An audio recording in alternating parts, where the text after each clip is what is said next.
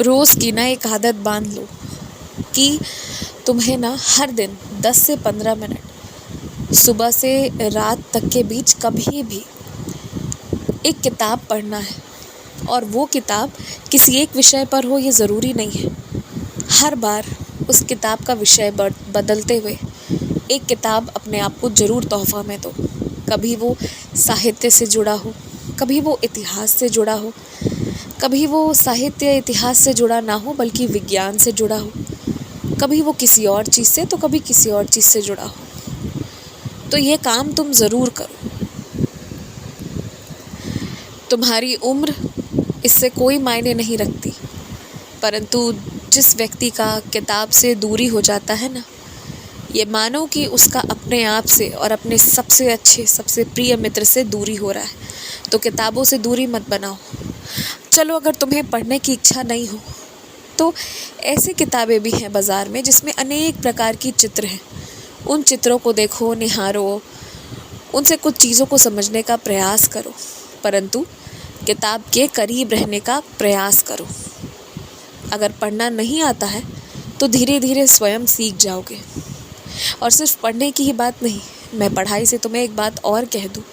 कोई भी ऐसी चीज़ हो ना जो तुम्हें नहीं आती है, तुम मेरे सामने आओ, बैठो और मुझसे बात करो, मैं तुम्हें बतलाऊँगा।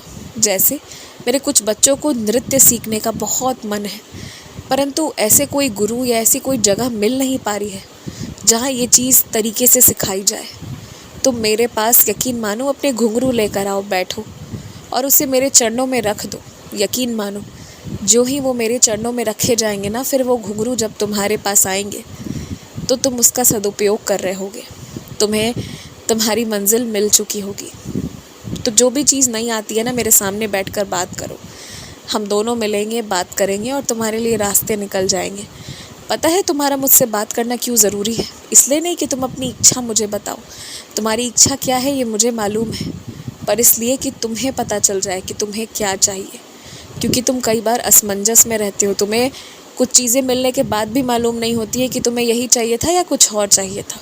तो मैं चाहता हूँ कि पहले से ही तुम्हारे विचार साफ और सटीक हो कि तुम्हें क्या चाहिए और क्या नहीं। तो सिर्फ इसलिए तुम मुझसे बात कर लिया करो। देखो, कोई जगह अगर खाना बहुत सस्ता खिलाया जा रहा है या कहीं बहुत महंगा खिलाया जा रहा है ना, तो ये दोनों बातों से ये स्पष्ट नहीं किया जा सकता कि वो अच्छा ही होगा।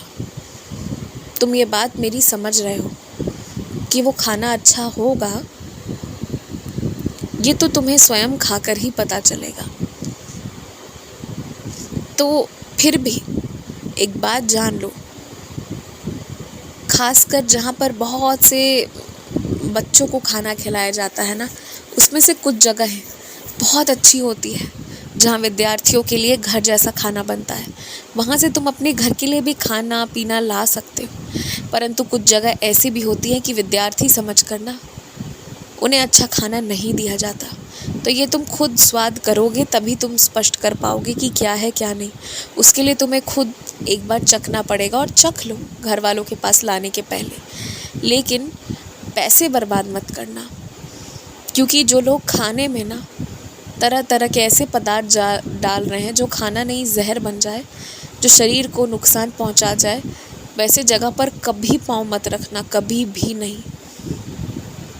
और खाने पीने की बात रही ना, तो थोड़ा मेहनत अगर करना पड़े तो कर लो, खुद बनाना पड़े तो बना लो। 2 व्यंजन कम बनाओगे, 2 प्रकार कम बनाओगे, सादी खिचड़ी ही या फिर नमक रोटी ही खिला दो, या क्यों ना चावल दाल ही केवल खिला दो।